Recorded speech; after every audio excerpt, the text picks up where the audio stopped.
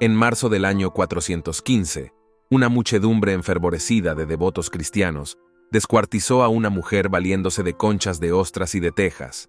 El suceso, una suerte de justicia inquisitorial, se registró en la ciudad de Alejandría y la víctima, una mujer de nombre Hipatia, quien pasó a la historia como la primera matemática de la que se tiene conocimiento razonablemente seguro y detallado. Escribió sobre geometría, álgebra y astronomía. Mejoró y construyó instrumentos astronómicos como el astrolabio o el planisferio.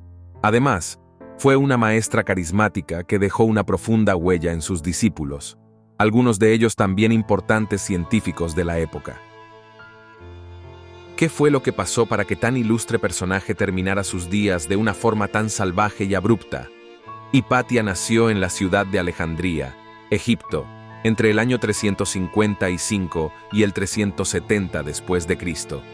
Fue hija del ilustre matemático y astrónomo Teón. Enseñaba públicamente los postulados de Platón y Aristóteles, según se recoge en las cartas de uno de sus discípulos, Sinesio de Cirene. Logró tales conocimientos en literatura y ciencia que sobrepasó en mucho a todos los filósofos de su época. Le explicaba los principios de la filosofía a sus oyentes, muchos de los cuales venían de lejos para recibir su instrucción, cuenta el historiador griego Sócrates el Escolástico.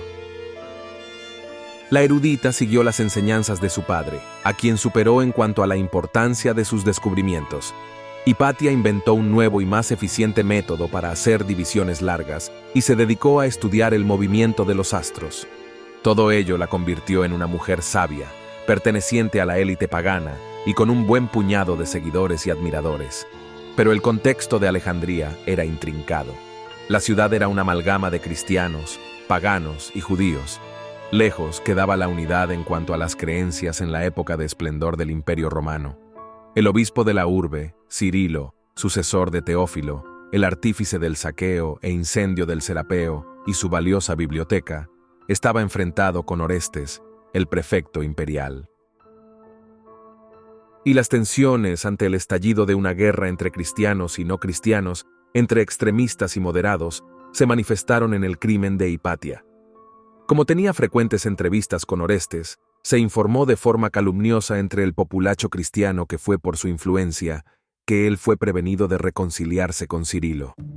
Por lo tanto, algunos de ellos, cuyo cabecilla era un lector llamado Pedro, se apresuraron movidos por un entusiasmo feroz y fanático y emprendieron una conspiración contra ella, cuenta Sócrates el Escolástico. Una turba de monjes rodeó a la erudita y matemática un día en la puerta de su casa, se la llevaron a una iglesia y allí perpetraron el sangriento asesinato, tal y como relata el historiador griego, y vigilándola mientras regresaba a casa en su carro, la bajaron de él, la arrastraron y se la llevaron a la iglesia llamada Cesáreo, donde la desnudaron completamente y la asesinaron golpeándola y cortándola con tejas y conchas. Después de despedazarla, se llevaron sus miembros destrozados a un lugar llamado Cinarón y los quemaron. Fue un asesinato bárbaro y una puñalada a la razón, a la ciencia, al conocimiento. La vida de Hipatia fue muy interesante, la vida de una mujer fuerte luchadora por sus ideales y que emprendió el estudio de las ciencias en unos siglos en que a las mujeres se les negaba el acceso al conocimiento. Durante su época, allá por los siglos IV y V, Hipatia era una mujer muy famosa y admirada y llegó a consolidarse como una leyenda entre la gente de Oriente. Sin embargo, en Occidente permaneció olvidada en el transcurso de varios siglos.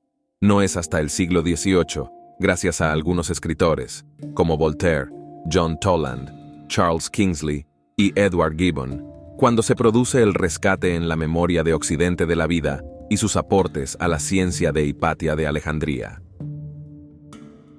Gracias a escritores de aquella época, se pudieron rescatar varias pinceladas de la biografía y la obra de esta ilustre mujer, a pesar de que no se pudieron rescatar la mayoría de sus obras debido a que desaparecieron cuando fue asesinada. Varios escritores, al hablar sobre la vida de Hipatia, le dieron un toque novelesco. En cambio, otros autores, entre los que destaca Voltaire, se encargaron de convertirla en una abanderada contra el fanatismo que imperaba en su época y en una persona insigne del feminismo y también de la filosofía neoplatónica. Si te gustó la historia y quieres profundizar un poco más, te recomendamos ver la película de producción española del 2009, titulada Ágora, dirigida por Alejandro Amenábar y protagonizada por Rachel Weisz. Si ya llegaste hasta aquí, no olvides darle un me gusta al video, dejar tus comentarios más abajo y suscribirte al canal para ayudarnos a seguir creciendo y contando las historias más curiosas que vale la pena recordar.